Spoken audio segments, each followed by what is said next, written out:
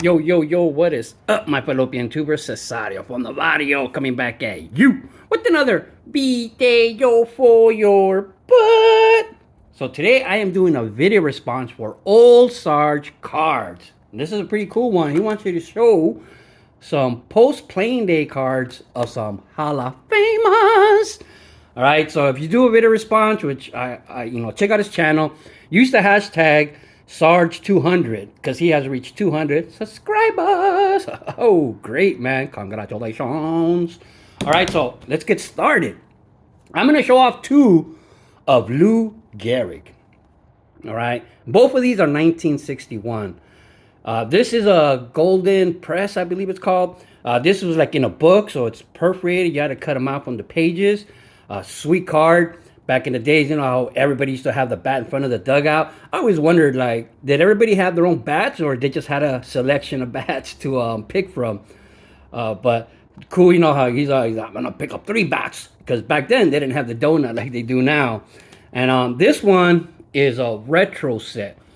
That's what I remembered in the 80s and stuff. When we would talk about vintage, we didn't say vintage, we called them retro cards. Retro basically means from the past. So this whole set is already like retired players or inactive players, retro players basically. And love this because it almost looks like it's a playing days cards. It looks old, but it's only 1961.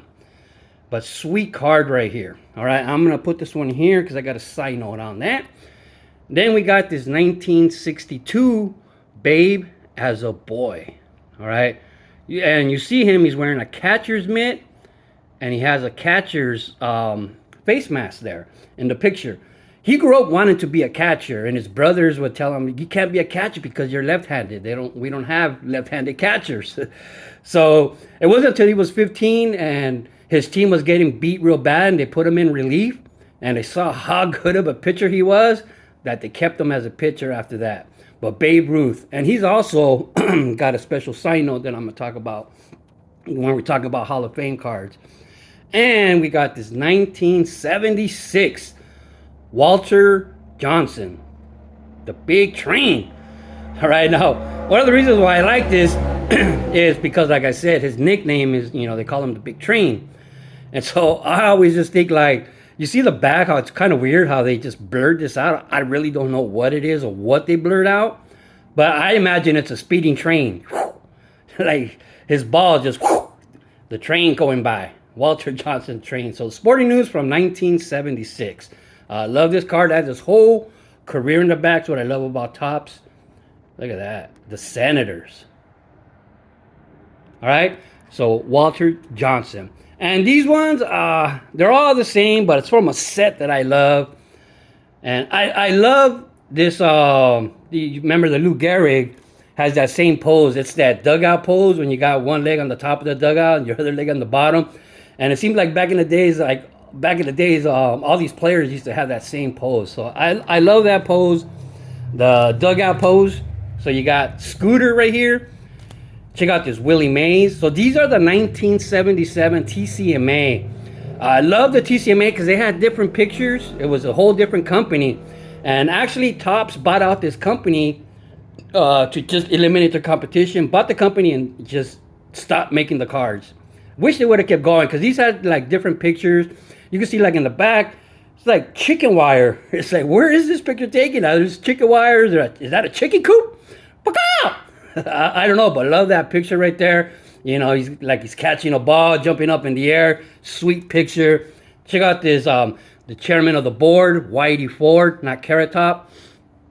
Cool picture. You got that fence in the background. So all these obviously are not major league stadiums. You can see like he has to be in the dugout. He kind of has that leg risen up, so he has the glove on his knee. So this has to be in the dugout. But you can see it's like a old school dugout. It doesn't have the back. Sweet Roy Campanella right there. And then there's Ted Williams.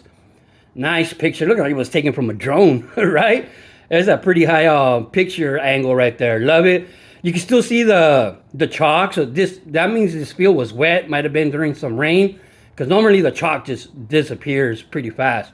But check out that swing. Love how all the old days, the bat used to always end up on top. Nowadays, it seems like everybody swings around. The bat ends up on the bottom. Not everybody, but love that right there. So 1977 TCMA Ted Williams. This one is a 1987 Nestle of Hank Aaron. Right? I used to love these oddball cards. Not so much oddball cards, but odd companies, I guess you would say. You know, normally Topps who make the cards, they would just do the designs for like different companies and stuff like that. But this one talks about his home runs and how he was also the RBI king. I think some people forget that sometimes. You know what I mean? But Sweet has his totals right there. So Sweet 1987 Nestle of Hank Aaron. And this one is a 1954 prospect card with the facsimile autograph Roberto Clemente. So this is a 1994 Topps Archives. Crazy, 94. That means this card is 30 years old. That's pretty sweet, right? It's pretty insane. But if you're not familiar why I like this card, because he's on the Dodgers. Now, he was a prospect on the Dodgers. And Ranch, I don't remember the story. It was so long ago that I remember hearing about it when I was at Vero Beach, spring training for the Dodgers, and I was hearing the guy talk about him. Branch Rickey was trying to do like a trick so he could keep Roberto Clemente for cheap, sign him real cheap. But since he had to sit him out for a year, the Pirates ended up picking him up and taking him away from the Dodgers because of the way the contracts worked back then. But sweet right there. And the last card I'm going to show is, and this guy also goes into this side note pile. The last card I'm going to show is this whammy of Mickey Mantle, man, from Donruss. Check that out. Sweet. My daughter, she's heard me do that a couple times during one of the lives I went on not that long ago. And I was showing this card and I kept yelling whammy. And since then, every once in a while when she leaves the house, she goes, whammy, whammy. She probably has no idea why I was saying it. But this is why, the whammy Mickey Mantle. Look at that. Sicko. All right, so there's a postcard, the post-playing day cards of all Hall of Famers.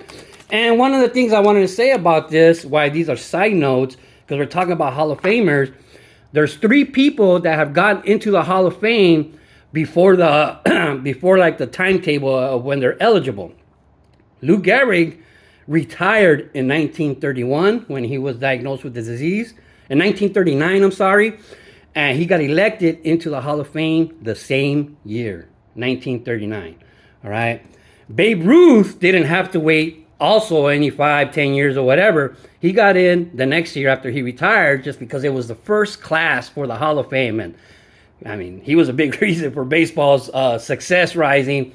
So they put him in the Hall of Fame 1 year after he retired. And Roberto Clemente, man, after his tragic accident, he got into the Hall of Fame the next year. He also did not have to wait, to get in. All right. So there you go, guys. There's my post-playing days Hall of Famers. All right. So everybody, check out Old Starch Cards. Check out these that hashtag and see what everybody else has been posting because it's a great idea. All right, guys, love the hobby. Just keep collecting baseball cards forever. Ciao.